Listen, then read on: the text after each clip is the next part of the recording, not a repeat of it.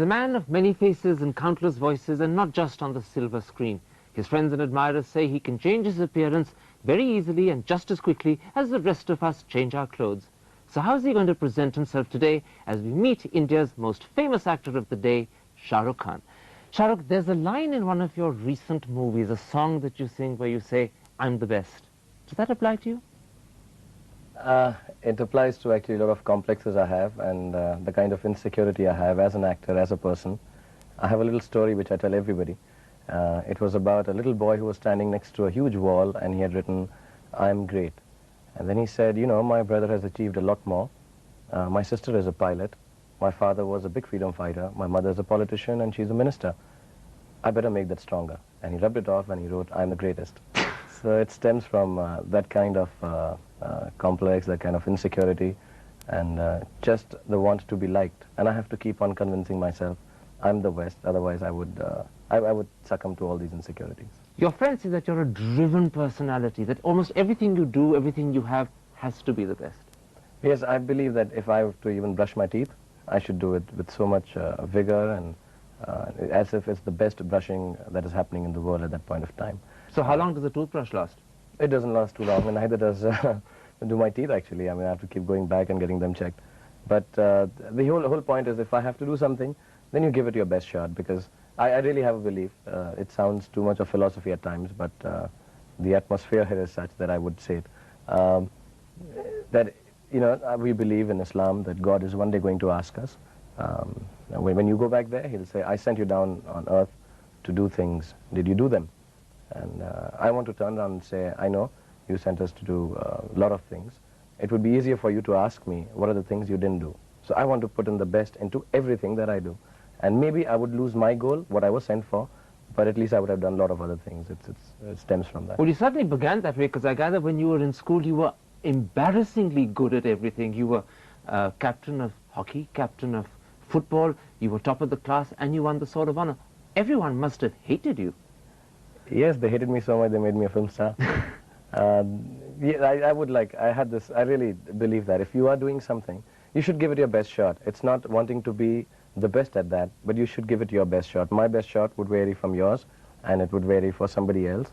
And but we all have to try our best and leave it. And then let's hope that it just turns out right. But it wasn't always just a question of trying your best. You had a group of friends in school, you called them the C Gang, and you were up to pranks most of the time, weren't you? Yes, we were. We were even finally suspended, I think, from school, and very nearly were expelled, but they allowed us to take the exams. But it was always in good fun. We had a gang called C Gang, which we used to take out from, you know, Maruti 800 cars had just come out, and the 800 part had, like, you know, zeros, which were square, and we would cut it a half and, you know, make the C out of it, and stick it here with the, you know, the video cassettes used to have ABCD lettering on it, the alphabet, so we would write the gang here. And we had shirts, and we would only wear blue jeans and white shirts and Nike shoes with a grey swoosh on it, and we had this little walk which was, you know, like as if you're walking with a ghetto blaster, and we would say things like 10-4, hang loose, stay loose, cool, and we just used to just hang on together. I guess we would go for parties together like that, and we would never ask a girl out, because we thought that was, we were like Dennis the Menace. No girls whatsoever. No girls. We couldn't ask a girl for a dance, and when we did fall in love and did make friends with girls, none of us told each other for quite some time, and it was just. And in fact, I gather it was in the company of your friends, the C Gang friends, that you first proved to everyone that you really had terrific acting ability when you pretended to faint to avoid a maths exam. Oh yes, how you know that? It was actually that we had a teacher called Mr. Arora, and God bless him, I hope he's doing well. He had just joined into the new class, and he didn't know us, and he was asking us things like, "Do you guys have any problems?" and all. And, you know, we were trying to be smart with him, and I just got up and said, "Yes, I get these attacks." And he said, "What kind of attacks?" And he was really concerned. He was quite a gentleman, and I feel very bad now. But at that time, you're young and stupid, so you do these things. So I said, "No, I get these attacks, and I hope I become all right." And he said, "Okay, please sit down." And now we needed to leave the class and go down to Nirula's, or, you know, go down to Connaught Place.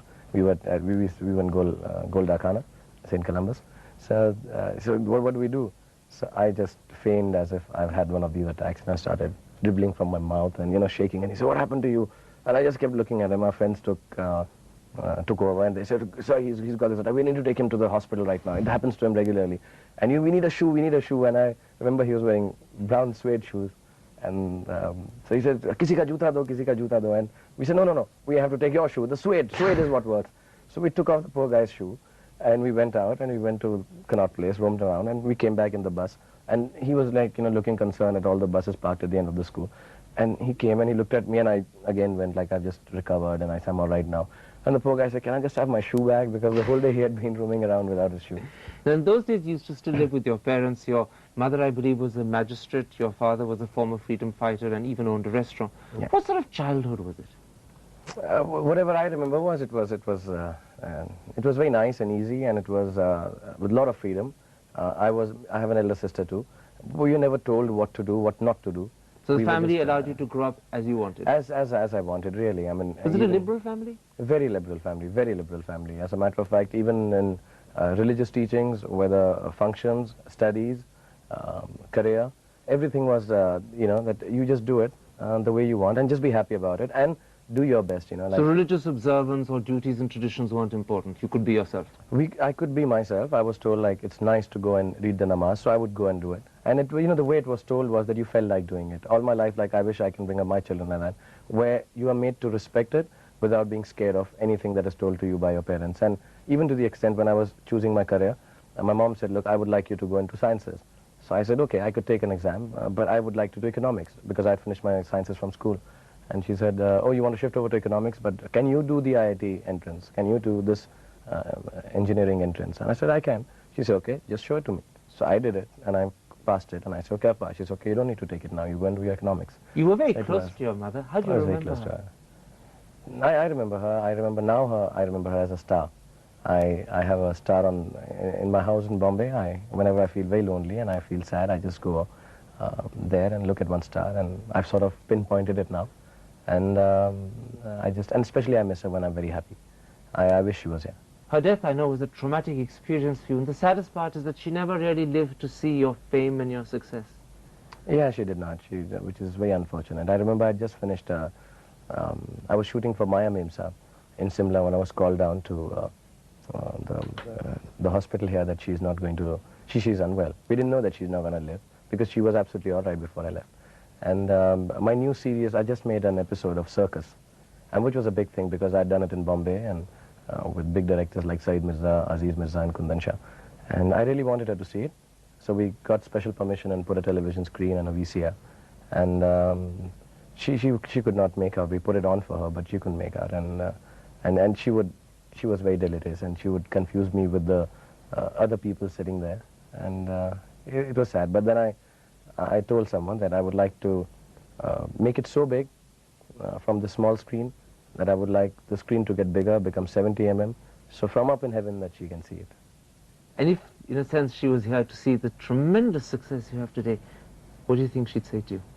She said, "Beta, khana aur khao, bahut patle ho gaye." After your mother died, you left Delhi and you went and lived in Bombay. Yet I gather you never took any of her possessions and things with you. Why?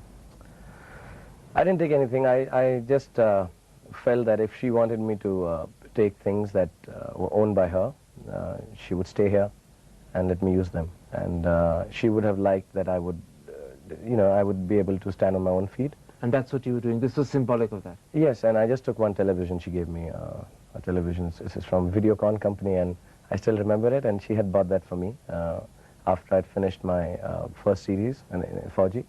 And I bought it with my money, but she went with me and bought it for me. That's the only thing I still have. I took that back. And you keep it with you? Is it a treasured possession? Yeah, it is. It's in my house, and I keep it with me. Okay, in the years that followed, you married your childhood sweetheart, Gauri. Do you remember where and how you first saw her? Yes, I remember. I saw her at a party in Sarvajang Enclave. I just saw her from the back, my car parked, and she got off from a car. And she insists that it was a blue dress. I remember it as grey. And she got off and she went and she had this huge French bun kind of thing on her head. And I'd never talked to a girl before. I mean, I'd spoken to girls, but never with the thought of, going out with them or anything, what is called going out or having an affair now. And I asked my friend that, I was too shy of girls, I still am. And I said, like, would you go up to her and ask her that, can I dance with her? And because I'm very scared that I can't go up to a girl because suppose they refuse. And my friend went and he asked her and she said, look, I'm waiting for someone. And I was like quite heartbroken because I liked her. I liked her at the physical appearance because that's the first thing I saw. And I'll say that she'll beat me up when she sees the program, but I liked her backside. So I went and I said, okay, she's got a boyfriend. Then I got to know later she was waiting for her brother. And so I said, okay, here's a chance. And then I went up to her, and she's the first girl I asked for a dance. And she's sort of the last one. And did she say yes? She said yes. And she talked a lot. And after about 2 years, I sort of told her that I love her. It wasn't easy, though, to get to marry her because her parents weren't in favor of the marriage at all. Yeah, now I look okay. I wear a suit and my hair is combed back. That time I was worse than, yes, worse than what I look in my films even. And I had hair all over here, and I was from the different religion. I wanted to be an actor. So this combination, if somebody came up to me and said, like if I had a daughter and somebody said, look, my hair is like this, I'm from a different religion and I want to be a film star, I would say, just pack your bags and get out of the house before I kick you out. So I think they were completely right in not wanting me to marry their daughter. And they have a very close-knit joint family where, you know, everybody is a kid of everyone. I mean, they've been brought up like that. Today, of course, you get on brilliantly with your in-laws, but in fact, when you did eventually get married to Gauri, it had to first of all be a secret marriage. Yeah, it was odd because, you know, there was going to be a hassle in terms of, you know, if we were to marry in the courts, you have to put it across for a month. And when you do that, there were some institutions like who took offense to it that I'm marrying a girl who's from a different religion. You had protests outside the house? Yes, we had protesters outside the house, and we sort of, fortunately, I don't know, I didn't have a house in my name, so I'd given my friend's address. So instead of them throwing stones at me, they were throwing it at me, and my friend Sanjoy was calling and saying, they're throwing stones at my house, yeah. So that happened, and we had to keep it a little under wraps and get it done. Gauri never wanted a husband who was an actor, but now that you've become perhaps the most famous actor in India today, she reconciled to it? No, it's not that she didn't want someone to be an actor. I was always acting. I was acting in theatre with Barry John, and then I was doing it in school, and I was doing television when I met her. I mean, I had met her already, but I was doing television and stuff. But I think anybody would be a little wary because of what you read and what you understand of what film industry is like. And you know, different city, going down there. Her parents were very scared. So I think all this put together can make you a little insecure. But I told her, just before we married, we did a walk in Greater Kailash, I remember, on the road. And I said, we'll just stand by each other and we'll stick to each other. And if not out of love, at least out of righteousness. So that promise I'll make to you. And let's just go down and start a new life. And it didn't turn out so bad. And now she says, okay, though she still doesn't like me as an actor. She'd rather you weren't one? No, she doesn't like me how I act. She doesn't approve of your acting? No, she doesn't. She's a lady of immaculate taste. I think now I've realized that perhaps she's, when she said she doesn't want me to be an actor, what she meant, because she still thinks I can't act. You now have a young son. Has he made a big difference? I do find, you know, I've loved kids always. I've done theatre also for kids, and I think I'm quite a kid myself. I'm 34 years old, but I just feel like a kid, and I behave like a kid. Everyone tells me that. And I really enjoy with him because here's this one person who doesn't know who I am, where I come from, what I stand for, whether I'm good or bad or I'm ugly, how I'm related to him also perhaps, but he just loves me unconditionally. And that makes you feel good? Oh, that makes me feel so wanted, and he's one person I don't have a complex with. I don't want to be wanted by him because he just wants me so much on his own. So Aryan, the little boy, is the answer to your insecurities? He is the answer to my prayers. He's the answer to wanting to be close to my mother, I think. Shah Rukh, I'm going to take a little break. I want to come back in part 2 and talk to you about the acting style that's made you the unique actor you are today. We'll be back in just a couple of moments. Stay with us.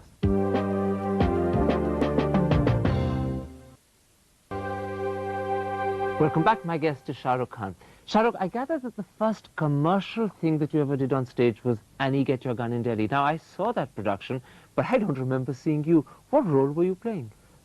Strangely, as strange as it may sound, it sounds very strange to me, but I was the principal dancer, and I was taken for my dancing abilities, though I just can't dance, really. And I had one line in it where I come to Annie with the letter and I say, I have a message for you. And she takes that, and I think it's a message from a boyfriend or something where he's not been nice to her, and she just throws that on my face and says, get out. So now, of course, your big moment on the television screen came in 4G, but I believe it happened almost by accident. You were supposed to play a small part and ended up one of the heroes. Yes, I had a small role. I think Colonel Kapoor's son, Bobby, was supposed to play the main role, and he was also the cinematographer of the series. And then last minute they decided that he can't do both the jobs, and they called upon me and they said, would you do it? I said, I'd love to do it. So they cut my hair, and I was doing double shifts because by then I was doing another serial with Mr. Laketon and Dil Darya. So I was doing double shifts and did it right in the middle of that. And then the big break came not many years later in Aziz Mirza's Raju Ban Gaya Gentleman. And I know thereafter there's been absolutely no looking back. But if you were to look back in a sense, how would you explain to yourself your incredible success and popularity? I don't know. I'm more shocked myself than anybody else actually, because my friends and my co-actors and actresses, you know, they know I'm quite easygoing and fun to work with. And you know, I remember a lot of actresses telling me that when we first saw you, went, "Eeks, he's the hero." And now also they find it very strange. They're still working with me 9 years, 10 years later, and they say, "God, how did you become a hero?" And So you think it's a miracle? It is more than a miracle. I think it is God's blessings, it's my mother's blessings, it's the love of audience. It's so many things more besides what I really thought was the case, my talent. Let me try an explanation. How much of it is due to the fact that you've deliberately challenged the sort of conventional roles that other actors have played? You've also been pretty non-conformist. Yes, they'd been, because I was getting a little bored coming from theatre. I really didn't want to, you know, do the regular things, just run, you know, just be nice and sweet. Just run around trees. You couldn't bring yourself to say it. I can say it, because I love running around trees. And I think it's great to be doing that. And at 34, it's even better. But I just wanted to be bad, because I think that's one of the elements which everyone has, but they don't show it. And I just played Bazigar and Anjam. I had nothing to lose, and I just went ahead, and I guess it just sort of hit the right chord. Maybe the timing was right. I believe I'm perhaps not the absolutely right kind of person, but I've been there at the right time, I think. What about something else? How much of your success is due to your uniquely energetic style and manner? I am criticized for it a lot of times, but I believe that till I have the energy, I should use that form of acting, because I have a belief there is nothing like underacting and overacting.